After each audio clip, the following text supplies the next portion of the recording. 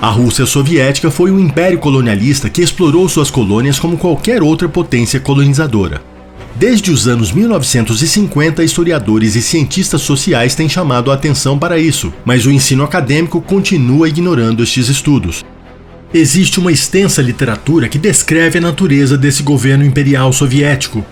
Para esses autores, Moscou centralizava todas as decisões políticas e econômicas, enquanto as outras repúblicas da União apenas obedeciam às ordens como colônias submissas à metrópole. Os verdadeiros governantes de cada república eram os partidos comunistas locais, que eram orientados por Moscou. Apesar disso, a propaganda comunista fazia as pessoas acreditarem que os planos econômicos eram elaborados na Comecon por todas as repúblicas soviéticas em conjunto, onde cada participante teria direitos iguais.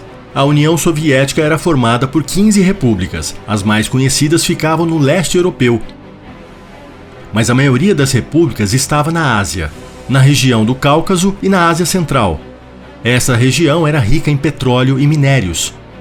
Um segundo grupo de estados colonizados era formado por aqueles que eram política e militarmente dominados pela União Soviética, mas eram formalmente independentes: Polônia, Alemanha Oriental, Hungria, Romênia, Tchecoslováquia, Bulgária e Mongólia. O que fez com que a maioria das pessoas pensasse que a União Soviética não praticava o colonialismo é que a ideologia soviética criou uma linguagem que descrevia seu colonialismo como uma luta pela igualdade de todas as nações, chamava a ocupação de libertação e apresentava o controle totalitário como liberdade. A subversão da linguagem sempre foi uma aliada da propaganda soviética. Os comunistas não rejeitaram o vocabulário democrático, mantiveram as palavras, mas trocaram seus significados. Paz significa apoio à política externa expansionista soviética. Democracia é a ditadura dos líderes do partido. Justiça social é um modelo bastante desigual, com uma nova classe alta no topo, a nomenclatura. Como em sua propaganda para o mundo a União Soviética era contrária ao colonialismo, dava a entender que ela não tinha colônias. Nenhum país condenou mais veementemente o colonialismo ocidental, principalmente o britânico, do que a União Soviética. Apesar disso, em 1958, os domínios da União Soviética na parte asiática eram exatamente os mesmos da Rússia Imperial dos Romanov. A criação da União Soviética em dezembro de 1922, na prática, marcou o início da reconstrução do antigo Império dos Czares.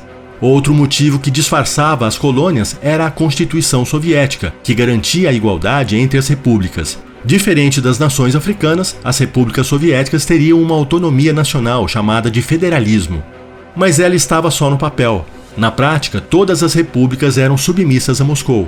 O federalismo soviético tinha uma função: a propaganda. A independência constitucional das repúblicas não passava de uma farsa. Servia para apresentar a União Soviética aos africanos e asiáticos como favorável à independência e inimiga do colonialismo. Ponto essencial para que o projeto de exportação do comunismo prosseguisse.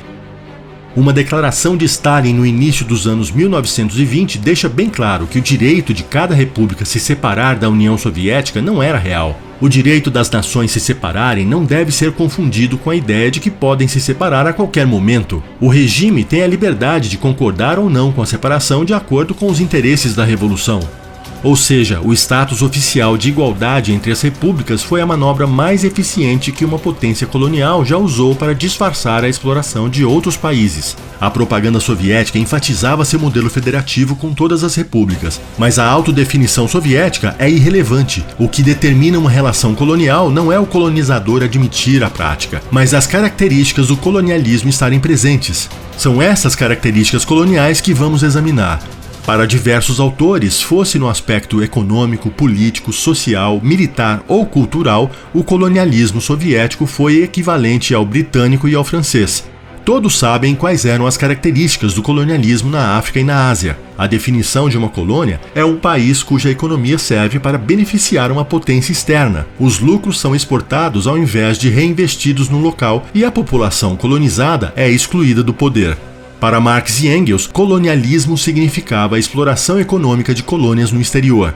Essas definições também servem para as colônias portuguesas e espanholas das Américas, ou seja, são definições universais. Por isso, é a partir deste critério que o colonialismo soviético deve ser analisado. O processo de dominação russo sobre as outras repúblicas soviéticas deve ser o mesmo que foi praticado pelas potências coloniais. O que aconteceu nos estados bálticos, Estônia, Letônia e Lituânia, foi uma ocupação militar soviética seguida de exploração dos recursos locais e da chegada de novos colonos. Esse foi o esquema de colonização utilizado na África subsaariana. As formas de domínio exercidas pelos colonizadores teve muito em comum ao longo dos séculos e em diferentes continentes. No Brasil colonial, Portugal proibia o comércio de uma colônia com outros países. O único comércio permitido era com a metrópole. O colonialismo britânico e francês também colocou fim ao comércio entre os países africanos. O fluxo de comércio em cada colônia só ocorria com a metrópole. No caso da União Soviética, apesar de todas as repúblicas asiáticas serem vizinhas de países estrangeiros, elas não tinham relações diplomáticas, comerciais ou culturais com nenhum deles. Por mais que em alguns casos os colonizados tivessem direito à cidadania como alguém da metrópole, a desigualdade entre eles era sempre evidente. O colonialismo significa não apenas a dominação de uma sociedade sobre outra, mas a manutenção dessa dominação por meio da negação de certos direitos a um grupo que são concedidos a outro. A estrutura do domínio colonial soviético é bem descrita no livro The Post-Soviet as Post-Colonia. O primeiro pilar do Império Soviético foi o domínio do povo russo sobre os povos não russos. O povo russo era chamado de líder, povo central e patrono geral dos outros povos soviéticos. O segundo pilar era o centralismo do Partido Comunista. As decisões políticas eram tomadas em Moscou. As repúblicas não russas eram subordinadas a Moscou. O terceiro era a cultura e o idioma russos. Uma carreira nos altos escalões do Estado só era possível para quem dominasse o russo, mesmo que essa carreira fosse em uma nação não russa. O quarto pilar era a presença do exército soviético para reprimir quem tentasse afrouxar seus laços coloniais, como a Alemanha Oriental em 1953, a Hungria em 1956, a Tchecoslováquia em 1968 e a Polônia em 1981. Outros autores chegaram a conclusões semelhantes, aplicando o critério do colonialismo africano e asiático na União Soviética. O domínio soviético na Ásia Central implicava 1. Na exploração econômica dos recursos da região para a melhoria da metrópole, 2. Na coerção da população nativa para que se adequasse às normas culturais russas, e 3. Num sistema de controle político que subordinava os nativos locais aos bolcheviques europeus. Outro aspecto importante do colonialismo é a cultura. O filósofo marxista Frantz Fanon explicou que para o colonizador, se um nativo deseja redescobrir seu próprio povo, isso significa tornar-se um árabe imundo. Significa cortar as asas que foram dadas para ele crescer. A cultura, a língua e os costumes do colonizador era o modelo que o colonizado deveria desejar. Fanon, que apoiou a luta anticolonialista na África e inspirou movimentos de independência, explica que o domínio cultural era fundamental para o controle social das colônias. O colonialismo não se contenta em impor seu domínio sobre o presente e o futuro do país dominado. Ele volta sua atenção para o passado do povo colonizado e o distorce, desfigura e destrói. O objetivo final da colonização era convencer a população local de que a colonização os tinha salvado da escuridão. Distorcer e perverter a história dos colonizados foi um aspecto importante da política colonial aplicada tanto na África e na Ásia, quanto na antiga União Soviética. A falsificação da história ucraniana pelo nacionalismo russo é um fator muito importante na opressão do povo ucraniano. Assim como os colonos espanhóis e portugueses vestiram os indígenas na América apagando traços de seus costumes e de sua história, o Estado soviético iniciou vários programas para libertar a sociedade mongol do passado e do atraso. Ao desconsiderar o passado mongol, o olhar colonial soviético se voltou para a eliminação das roupas tradicionais em favor de roupas mais modernas. A prática soviética de colonização se diferenciou de suas contrapartes europeias ao substituir o esclarecimento cristão pela reeducação socialista. Os maiores danos que as potências imperiais infligem às colônias é na cultura dos povos locais. Grande parte das nações soviéticas foram russificadas. No final da era soviética, movimentos populares dos 3 estados bálticos, Estônia, Letônia e Lituânia, da Ucrânia, Belarus, Moldávia, Geórgia e Armênia se reuniram em torno dos direitos nacionais, temendo que sua cultura e seus idiomas estivessem ameaçados pelo domínio imperial soviético. A exploração do trabalho dos povos nativos pelas potências coloniais europeias também foi praticada pelo regime soviético. Na década de 1970, o sociólogo marxista Alvin Goldner defendeu a compreensão do stalinismo, em especial a coletivização forçada dos camponeses, como um exemplo de colonialismo interno. Para Goldner, Stalin tratava os camponeses da mesma forma que outras potências coloniais estrangeiras. Na Ásia Central, os russos tinham uma área grande e pouco povoada, rica em recursos naturais e passível de grande exploração. Quase todo o algodão cultivado na União Soviética vinha da Ásia Central, mas havia também depósitos consideráveis de petróleo, carvão, cobre e níquel.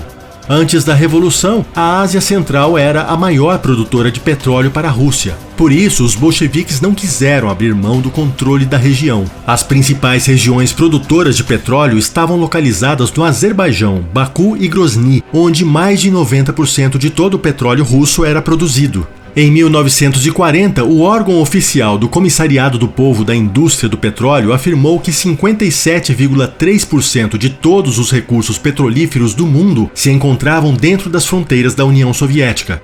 Mas a exploração econômica extrapolava as fronteiras das 15 repúblicas da União Soviética.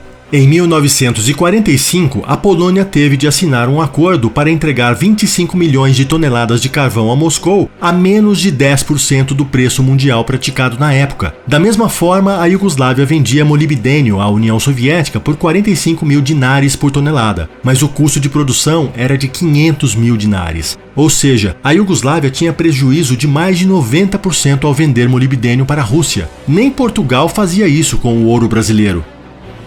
Um comunicado da Polônia comunista em 1956 destacava o regime de exploração colonial a que as repúblicas populares eram submetidas devido aos termos de comércio impostos pela União Soviética. Fosse na produção industrial ou agrícola, a Rússia soviética explorava as outras repúblicas sem qualquer preocupação com justiça social. A característica das colônias soviéticas era de camponeses convocados para a exploração de seu trabalho em condições horríveis, para a extração de matérias-primas e recursos naturais. Era comum que as potências coloniais enxergassem os povos colonizados como inferiores. Os europeus viam-se como os promotores da civilização e consideravam seu dever garantir que ela fosse disseminada para o maior número possível de beneficiários. Eles queriam deixar o mundo incivilizado melhor do que o encontraram. No início do século XX, o primeiro-ministro inglês Arthur Balfour escreveu sobre as vantagens do Egito por ser colonizado pela Inglaterra. Cabe a nós governar com ou sem gratidão, com ou sem memória de todos os males de que livramos a população egípcia. Sob nosso domínio, eles conseguiram um governo muito melhor do que jamais tiveram em toda a história, que não só é um benefício para eles, mas para todo o Ocidente civilizado. O historiador marxista Mark Ferro explica que foram as atitudes assistas do colonizador que constituíram uma das características estruturais do colonialismo, às vezes baseada no conceito de civilização superior da metrópole. O cientista político Taras Kusiol conta como os historiadores soviéticos, que eram propagandistas do regime, explicavam o controle russo sobre outras nações soviéticas. A historiografia soviética considerava a expansão russa como um progresso, levando a modernidade aos povos não russos atrasados. Como suas contrapartes europeias, a União Soviética proclamou uma missão civilizatória para suas massas negras, Temnaya Lyudia, um termo usado para o camponês soviético. O partido considerava o camponês atrasado. Com a política de russificação, surgiu nos anos 30 um novo racismo branco da Grande Rússia. O termo Chistoratsky, russo puro, voltou a ser usado com orgulho. E a expressão Chernasropai, mula preta, passou a ser comum para soviéticos de pele escura, especialmente transcaucasianos e asiáticos centrais. Para Stalin, as áreas muçulmanas do Império Russo eram habitadas por povos culturalmente atrasados. A tarefa do regime soviético era elevar o nível cultural dos povos atrasados e eliminar as deficiências que impedem os povos do leste de abandonarem os resquícios do medievalismo.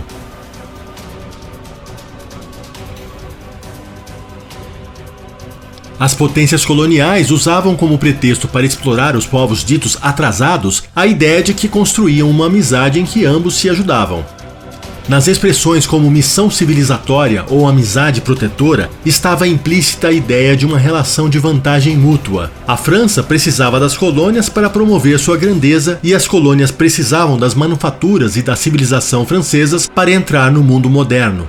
O discurso bolchevique para submeter os países satélites era o mesmo. O princípio da unidade soviética foi representado pela metáfora da amizade dos povos. A Carta das Nações Soviéticas dava o direito de secessão às nações amigas. Afinal, segundo os bolcheviques, elas estavam unidas voluntariamente. Mas logo que a carta foi publicada, no início dos anos 1920, várias nações pediram a separação imediatamente. Seguiu-se uma onda de separatismo. As nações fronteiristas responderam à carta com declarações de separação e independência.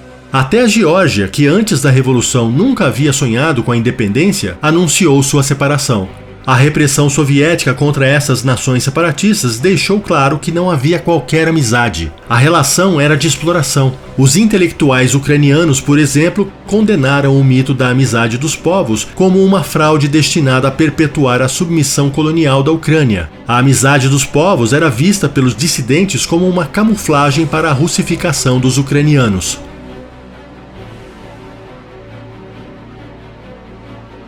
O controle militar foi essencial para dominar qualquer nação colonizada. As colônias africanas e asiáticas só puderam ser mantidas por meio da força, como explica o filósofo marxista Frantz Fanon. Nas regiões coloniais, a intervenção direta da polícia e dos militares garantem que os colonizados sejam mantidos sob rigorosa vigilância. Desde o início da Revolução, os bolcheviques precisaram usar a força militar para manter as repúblicas soviéticas sob controle. Ao contrário do que aprendemos sobre a Guerra Civil Russa, ela não se resumiu a apoiadores de Nicolau II financiados pelas potências ocidentais. Grande parte dessa guerra ocorreu fora da Rússia, contra as forças armadas de quase uma dúzia de grupos nacionais que lutavam por governos independentes nas terras que antes eram parte do Império Russo, e meia dúzia de exércitos brancos monarquistas nas fronteiras da Rússia. De 1917 a 1923, os territórios da Ásia Central sofreram todos os horrores daquilo que os próprios soviéticos chamaram de Revolução Colonial. Em dezembro de 1922, as repúblicas soviéticas existentes na época foram unificadas compulsoriamente em uma pseudo-federação que era governada pelo Partido Comunista estritamente centralizado. O Império Soviético governou por meio do hard power, supremacia militar e política. Isso incluía a anexação política das 15 repúblicas da União Soviética sob um controle de cima para baixo do Partido Comunista altamente centralizado. Também incluía o controle militar e político sobre os satélites do Pacto de Varsóvia formalmente independentes.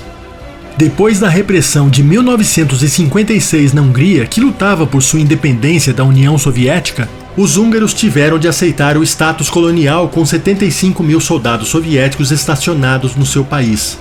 Apesar do discurso de amizade dos povos, a desconfiança dos soviéticos em relação aos não-russos era tão grande que, ao contrário dos impérios britânico e francês, que usavam uma força armada recrutada localmente para garantir a segurança das possessões ultramarinas, a União Soviética mantinha o controle militar sobre a Ásia Central com uma maioria de russos nas forças armadas. A partir dos anos 1930, quando o domínio russo se estabeleceu, escritores soviéticos destacaram o grande amor dos povos da Ásia pelos russos desde o século XIX. Mas nos primeiros dias da Revolução, os líderes nacionalistas asiáticos tinham exigido a remoção dos colonos russos. Todos esses líderes nacionalistas foram executados ou exilados pelos bolcheviques. Não existiram Gandhis nem Nerus para contar a história. Você deve ter notado que todos os critérios para determinar o que é uma colônia estavam presentes na relação da Rússia com as repúblicas soviéticas e outros países satélites. Não se trata, portanto, de uma releitura da história ou de uma interpretação livre. De fato, é surpreendente que ainda hoje a maioria das pessoas nunca tenha ouvido falar que a União Soviética era um empreendimento colonial. Isso deixa evidente o quanto nosso ensino de história tem um viés socialista. Afinal, praticamente tudo o que aprendemos sobre a União Soviética coincide justamente com o que a propaganda soviética divulgava sobre si mesma.